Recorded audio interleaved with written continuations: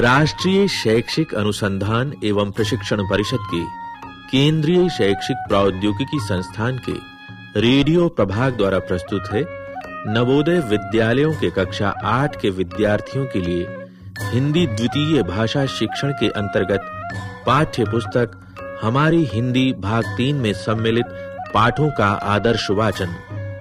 प्रस्तुत है पाठ अजंता की गुफाएं।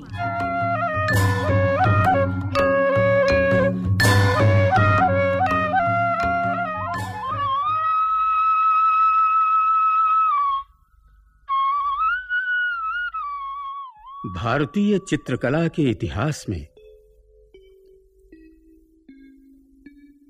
अजंता की गुफाओं में बने चित्रों का विशेष स्थान है।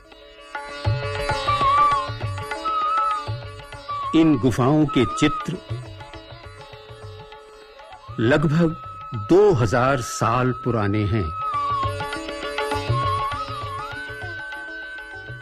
इन गुफाओं की खोज भी अचानक हुई। सन 1924 की बात है।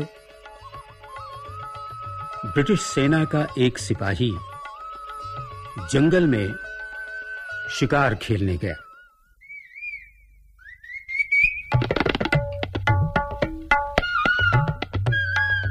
एक सूअर का पीछा करते-करते वह घने जंगल में बहुत दूर तक चला गया। वहां अचानक उसे कुछ सीढ़ियां दिखाई दी। वह वहीं रुक गया। वह उन सीढ़ियों से उतरकर गुफाओं के भीतर पहुंचा। उसे वहां दीवारों पर बने हुए बहुत से सुंदर चित्र दिखाई दिए। वह आश्चर्यचकित रह गया और खुशी से पागल होकर दौड़ते हुए अपने अफसर के पास पहुंचा। उसने अपने अफसर को अजंता की गुफाओं और उनमें बने चित्रों के बारे में बताया। अफसर ने अपने साथियों से इसके बारे में बात की। सभी ने उन चित्रों को वहां जाकर देखा। अब तो देश विदेश से हजारों लोग इन्हें देखने आते हैं।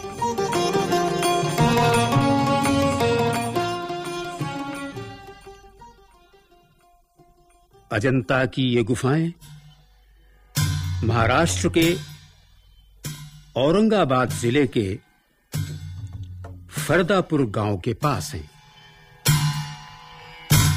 यहां पहुंचने के लिए जलगांव, औरंगाबाद या पहुर रेलवे स्टेशन पर उतरना पड़ता है। फरदापुर से 6 किलोमीटर दूर बघोरा नदी बहती है। ये नदी सांप की तरह टेढ़ी मेढ़ी बहती है।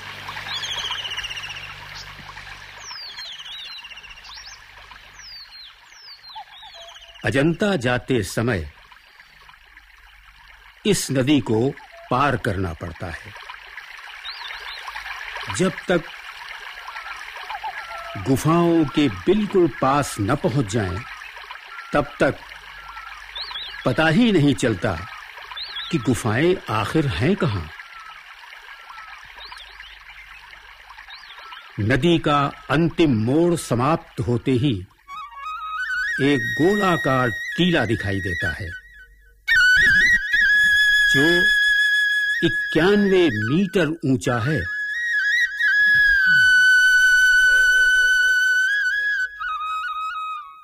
यह टीला ही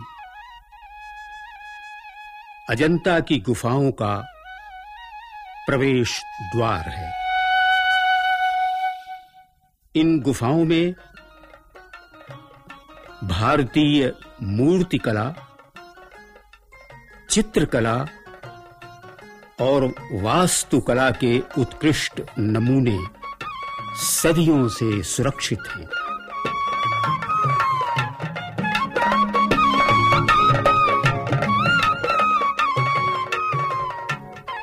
इस क्षेत्र का प्राकृतिक सौंदर्य भी दर्शनीय है। चारों ओर हर श्रृंगार के वृक्ष हैं,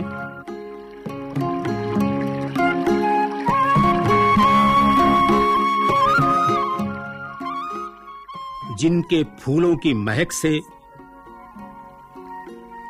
पूरा वन प्रदेश महकता रहता है।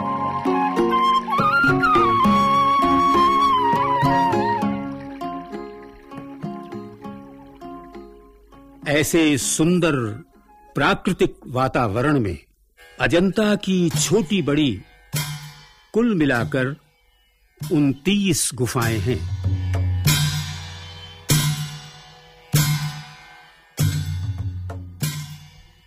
इन गुफाओं की दीवारों और छतों पर महात्मा बुद्ध के जीवन से संबंधित घटनाओं के अनेक चित्र बने हुए हैं।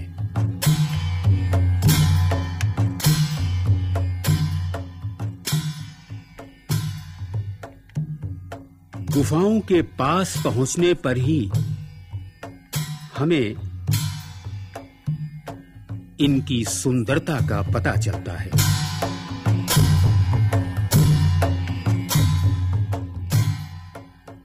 अजंता के इन भित्ति चित्रों को एक विशेष तरीके से बनाया गया था।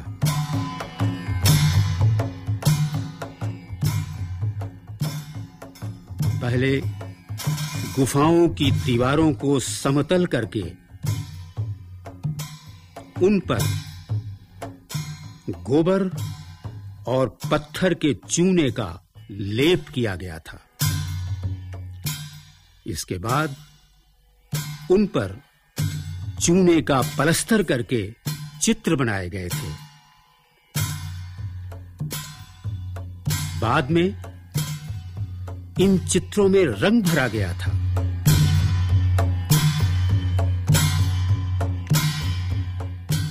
इतना अधिक समय बीत जाने पर भी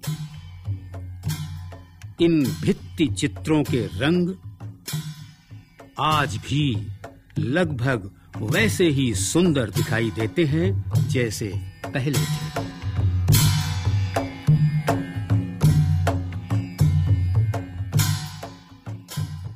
आइए अब हम इन गुफाओं के कुछ चित्रों को अंदर चलकर देखें।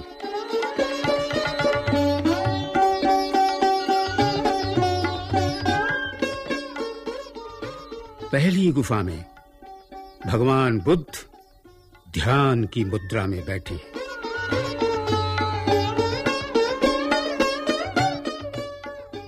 उनके ध्यान को भंग करने के लिए उन्हें डराने, ललचाने और गुस्सा दिलाने के प्रयास किए जा रहे हैं, परंतु इन सब कोशिशों का उन पर कोई प्रभाव नहीं पड़ता।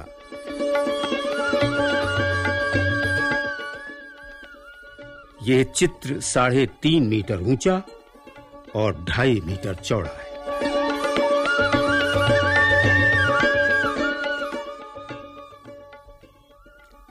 सोलहवीं गुफा का एक चित्र विशेष आकर्षक है।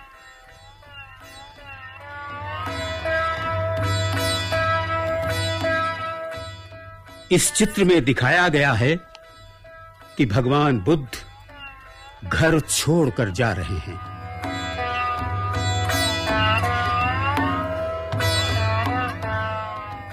यशोधरा और राहुल सो रहे हैं, पास ही उनकी परिचारिकाएं भी सो रही हैं।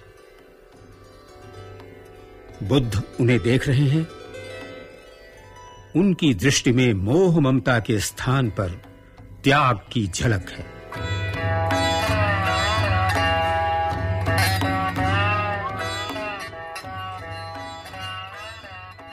कला की दृष्टि से 17वीं गुफा के चित्र सबसे अच्छे हैं। एक चित्र में मां यशोधरा अपने पुत्र राहुल को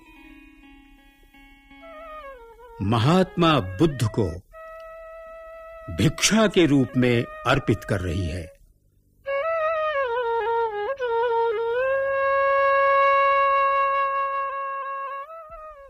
इसमें महात्मा बुद्ध का भव्य और विशाल चित्र है।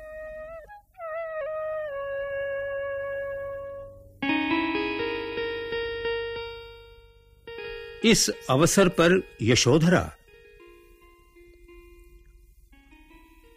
उन्हें इससे अच्छी और कौन सी भिक्षा दे सकती थी।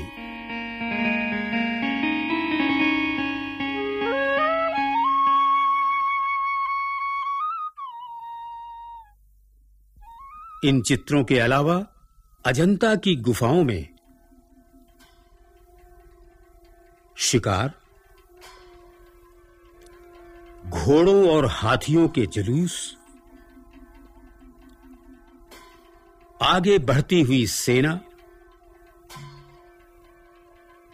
और भगवान बुद्ध के चित्र भी बड़ी कुशलता से बनाए गए हैं।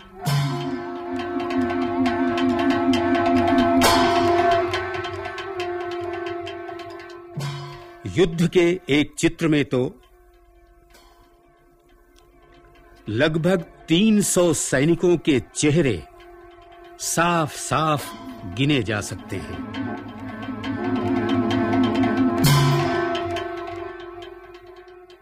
प्रत्येक चेहरे पर युद्ध के भिन्न-भिन्न भाव दिखाई देते हैं।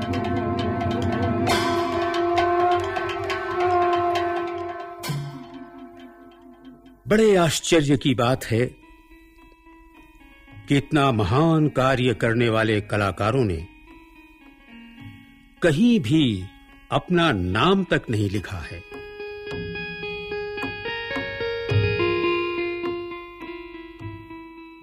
इन गुफाओं के चित्रों को देखकर भारत के अज्ञात और महान कलाकारों के प्रति हमारा मस्तक श्रद्धा से अपने आप झुक जाता है।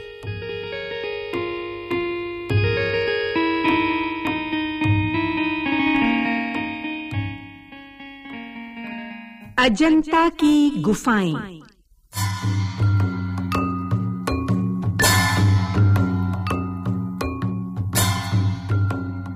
अभी आप सुन रहे थे हमारी हिंदी भाग 3 में सम्मिलित पाठ का आदर्श वाचन।